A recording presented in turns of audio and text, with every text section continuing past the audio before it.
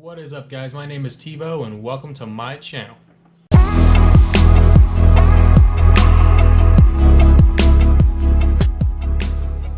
Welcome back, guys.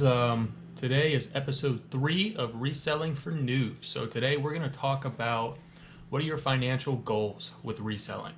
So your financial goals are going to be, what do you want to pay off? What do you want to buy? You want to go on vacation? Maybe you're just looking to build a business and actually create profitability in your business. So those are the things that we're going to talk about today. So identifying first your goal. Write your goal down always. Know it in your head. Make sure everybody that's working with you knows your goal.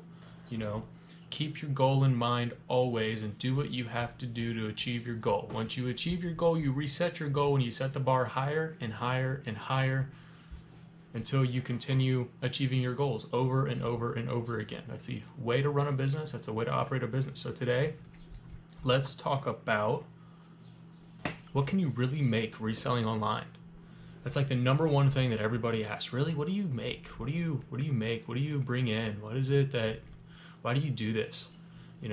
What can you get from it? When I started reselling on eBay, my first month I did right around $1,900. So not bad. My first month I spent maybe 15 hours a week doing that. So it's not bad. My profitability and my buy cost of those items were less than 10%. So if my buy cost was 10% and I sold something, okay, so let's run this again. I sell something for $100 gross sales, right? It cost me $10. I shipped it for $8. My supply cost was $2. I'm only in it at $20, but I sold it for $100. Okay, so I made $80. So my buy cost when I first started out my eBay business was right around 10% of my gross sales. So that is really low comparatively to a lot of items, but not so much. Depends upon what you're going to get into. My last video I talked about finding your niche. What are you going to sell? What are you going to do? What category are you going to be in? And that's really one of the biggest topics, because you could be into selling antique car parts, and that's, I can guarantee you, going to cost a lot of money to be able to be in that category. But so identifying that, and then identifying your financial goals. What do you need to hit, right? Do you need $1,000 a month? Maybe you need $5,000 to go to Hawaii. I don't know. Whatever it is, but you need to write that down, and then you need to know how to do it. When you source your product, you have to have that in mind as well. If you are sourcing $2 to $3 items, you're going to have to sell a lot of $2 to $3 items to be able to hit your $5,000 goal to go to Hawaii, right?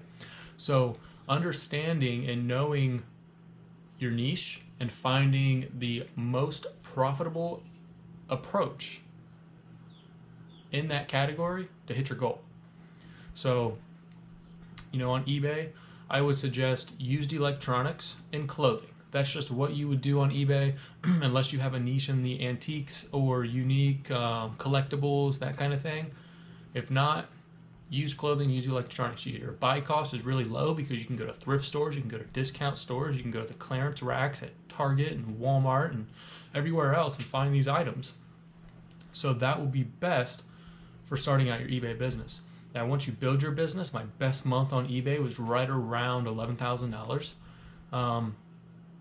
And that's with saying I don't really sell on eBay. eBay is not my focus. I sell mainly on Amazon. So if I put all my eggs in a basket and I focus on eBay, I would make very good 6 figures off of eBay, but I don't.